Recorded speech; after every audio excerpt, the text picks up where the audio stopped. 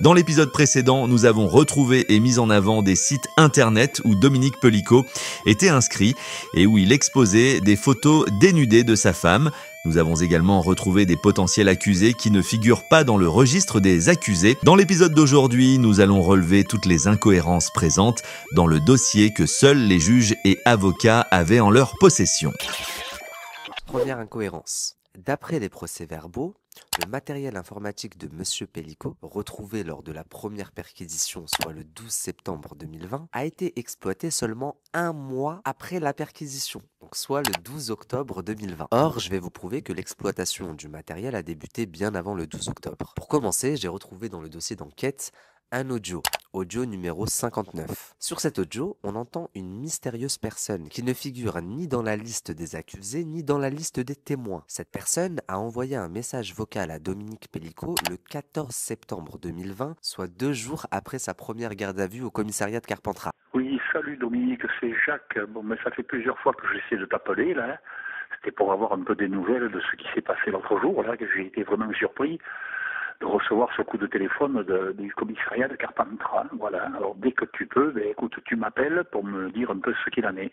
Allez, bon après-midi, au revoir. Cet homme explique à Dominique qu'il a essayé de le joindre à plusieurs reprises, qu'il est très inquiet concernant son affaire, car la police de Carpentras vient juste de l'appeler. Ce qui veut dire que la police de Carpentras a commencé l'exploitation officieuse du téléphone de Dominique Pellicot juste après sa première garde à vue, soit le 12 septembre 2020.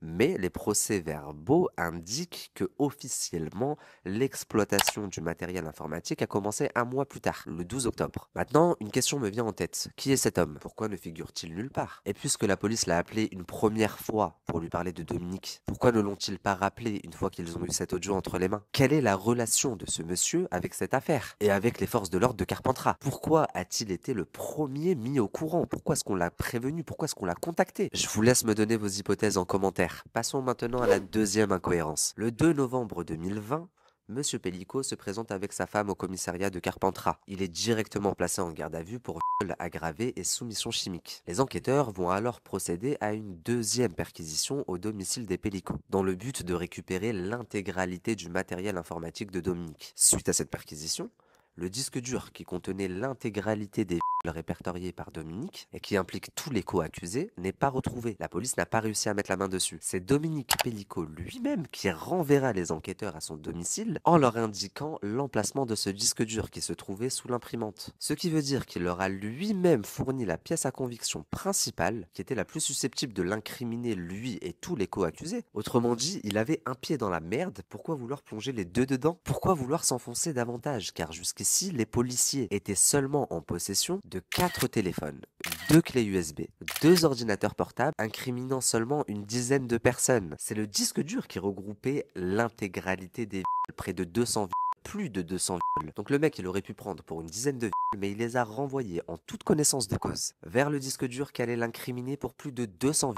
Pourquoi? C'est pas logique. Vous allez peut-être me dire par souci de conscience. Mais dans ce cas-là, pourquoi ne pas avoir dénoncé Anonymous et Romain 84? Eh bien, c'est ce qu'on va essayer de comprendre. Troisième incohérence. Je viens de vous expliquer que les enquêteurs étaient en possession de 4 téléphones, 2 clés USB, 2 ordinateurs portables, plus le disque dur que Dominique Pellicot leur a gracieusement offert. Bah, figurez-vous qu'en étudiant les éléments dans le dossier, je me suis aperçu avec stupéfaction que 2 pièces à conviction essentielles qui étaient pourtant répertoriées et photographiées avaient totalement disparu de la procédure.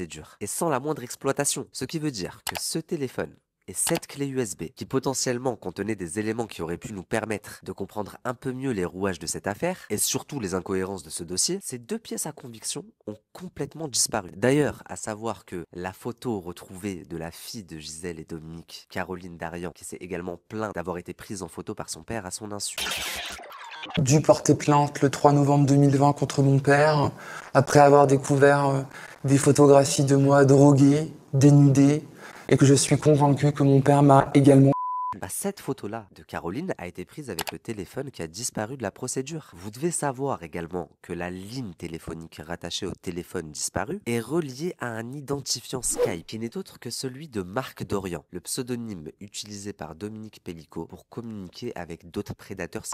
Ce qui veut dire que sur Skype, quand il parlait avec ses acolytes, c'était avec le téléphone qui a disparu de la procédure. Le plus intriguant dans tout ça, c'est que la ligne téléphonique de ce téléphone qui a disparu est au nom de la victime, Gisèle Pelicot. Dans ce procès-verbal, par exemple, Gisèle Pelicot donne son numéro de téléphone après que l'enquêteur lui ait demandé. Numéro de téléphone qui était rattaché au téléphone Samsung qui a disparu des pièces à conviction. Maintenant, si vous téléchargez l'application Skype et que vous entrez le numéro que Gisèle a donné aux enquêteurs, on tombe sur le pseudonyme Marc Dorian. C'est quand même troublant là. Donc Dominique utilisait le numéro de sa femme sur Skype pour communiquer avec d'autres prédateurs sexuels sur Skype. C'est bizarre. Il est donc nécessaire de retrouver ce putain de téléphone qui de base était dans les pièces à conviction puisqu'il a été pris en photo mais il n'a pas été exploité. Je suis persuadé que ce téléphone peut répondre à énormément de nos questions. Comme il a disparu, ça risque d'être compliqué. Passons à la 4e incohérence. Toujours en parcourant le dossier, je suis tombé sur un autre angle d'approche qui jusque-là était alors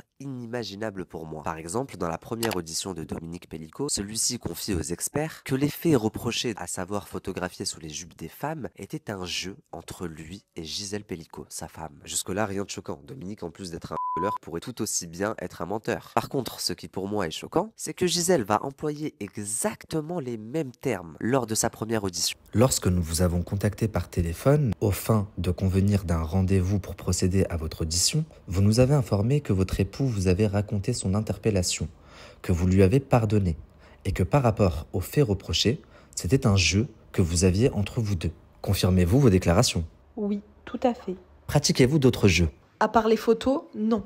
Elle dit clairement au sous-brigadier Perret, c'était un jeu entre lui et moi. Ce qui veut dire que Madame Pelicot arrive au commissariat dans l'optique de défendre son mari, alors même qu'elle connaît les faits qui lui sont reprochés, et que c'est du récidiviste, puisqu'en 2010, il a déjà été arrêté pour ça. Ça nous montre aussi l'emprise que Dominique Pelicot a sur Gisèle. Même en connaissance de ces informations, elle explique au sous-brigadier que son mari est un mari parfait, un père exemplaire. Elle continue de minimiser et de protéger inconsciemment Dominique Pelicot. Je rappelle que c'est une femme qui a connu son mari à tout juste 18 ans. Elle est en quelque sorte sous l'emprise d'une personne qui lui impose une normalité qui ne l'est pas. Je sais pas si vous arrivez bien à me suivre. 5e incohérence. En ce qui concerne d'éventuels signes qui auraient pu alerter sur la dangerosité de son époux, Gisèle explique que rien n'aurait pu laisser présager de tels agissements, que Dominique est un époux et un père exemplaire. Or, je suis obligé de mettre le doigt là-dessus. Dans le dossier, il existe de nombreux éléments alertant du comportement pervers de Dominique. Et sa famille ne pouvait pas l'ignorer. Par exemple, on sait déjà, c'est une information sortie publique, que la belle-fille de Gisèle et Dominique Pelicot, Aurore, a surpris Dominique en train de se masturber dans son bureau porte grande ouverte. La belle-fille de Dominique a expliqué qu'après avoir surpris son beau-père en train de se masturber, elle s'en est plaint à sa belle-mère, à Gisèle et à toute la famille. Mais elle a aussi expliqué que Gisèle aurait minimisé les faits, en lui expliquant qu'elle était trop sensible, trop fragile, et qu'elle l'exagérait. J'ai toujours eu une intuition bizarre quant à mon beau-père. J'ai toujours ressenti un côté malsain chez son père, suite notamment à plusieurs événements auxquels j'ai pu assister. En 2007, alors que nous vivons, Florian et moi, chez mes beaux-parents, à Noisy-le-Grand, j'ai surpris mon beau-père dans son bureau, le sexe dans la main. Je n'ai pas vu ce que son ordinateur affichait.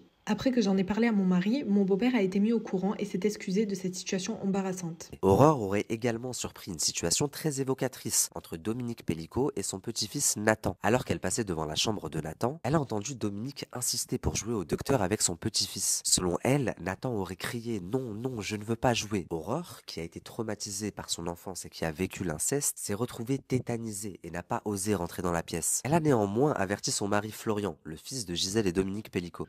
En 2009, toujours chez mes beaux-parents à Noisy-le-Grand, j'avais surpris mon beau-père qui insistait auprès de mon neveu pour qu'il joue au docteur. Ils étaient dans une chambre de la maison, cela m'avait quelque peu intriguée. En fait, j'ai trouvé ça un peu bizarre. Enfin, plus récemment, ma fille, Ella, nous a rapporté des propos que lui avait tenus son grand-père alors qu'il se trouvait au Leclerc de Carpentras. En fait, au mois d'août 2020, mes filles, Ella et sa sœur Anna, ont accompagné mes beaux-parents faire des courses dans ce magasin pendant que nous étions restés chez eux. Elle nous a alors rapporté que son grand-père, profitant de l'absence de son épouse déambulant dans les rayons, lui avait demandé de se mettre nue si elle voulait qu'il lui achète des bonbons. En apprenant la nouvelle, Florian a d'ailleurs pris la décision de ne plus envoyer ses enfants chez ses parents en son absence. Avant de quitter le domicile parental, j'ai vécu avec ma femme pendant 1 an chez mes parents. Un jour, en rentrant du boulot, ma femme a voulu dire bonjour à mon père, qui se trouvait dans son bureau, dont la porte était ouverte.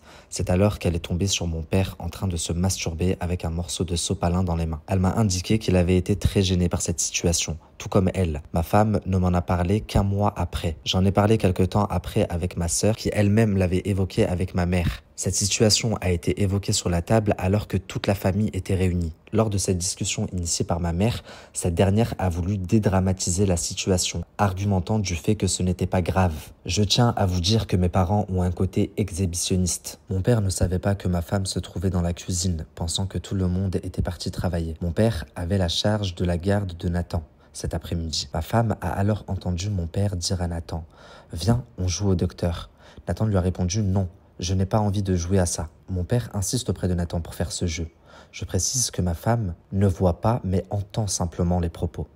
Ma femme m'a précisé que mon père a fermé la porte de la chambre avec lui et Nathan à l'intérieur. Mais figurez-vous que ce n'est pas tout. Dans le dossier, j'ai retrouvé d'autres éléments évocateurs qui laissent à penser que toute la famille était au courant de la nature perverse de Dominique. Par exemple, Florian, leur fils, a déclaré aux enquêteurs qu'il avait été traumatisé car étant petit, ses parents avaient des rapports sexuels devant les enfants, devant lui, ses frères et sœurs. Il se baladait nu malgré les demandes incessantes des enfants d'arrêter, ce qui démontre, selon moi, une atmosphère très présente au sein du foyer familial. Et donc, la description du père et mari parfait donnée par la famille dans tous les médias, à la télévision, n'est pas crédible. Passons maintenant à la 6e incohérence. Alors celui-là, il est pas mal. En parcourant les fichiers dans le disque dur que Dominique a fourni aux enquêteurs, je suis tombé sur des centaines de dossiers, avec des noms très évocateurs. Je comprends donc que c'est la base de données que s'est créée Dominique Pellicot, répertoriant les viols avec ses co-accusés. D'entrée, le premier détail qui m'interpelle, c'est que tous les dossiers ont été modifiés.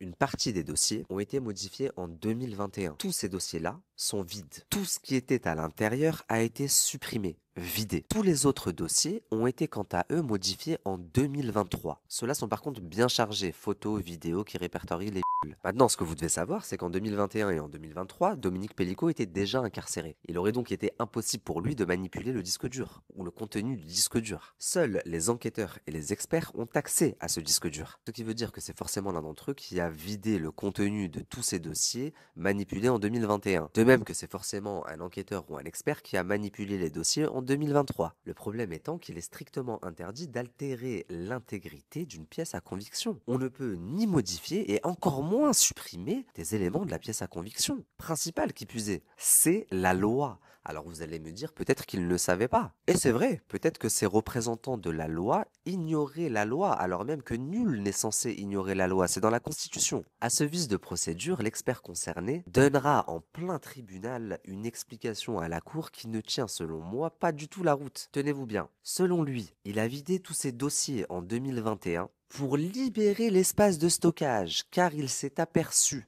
que Dominique Pellicot avait supprimé des éléments du disque dur préalablement. Donc pour récupérer ces éléments que Dominique avait supprimés, il fallait faire de la place. Donc il a supprimé en 2021 tout un tas de dossiers. Mais dans ce cas-là, pourquoi ne pas avoir téléchargé les données supprimées par Dominique Pellicot sur un autre support? Ça aurait été plus simple.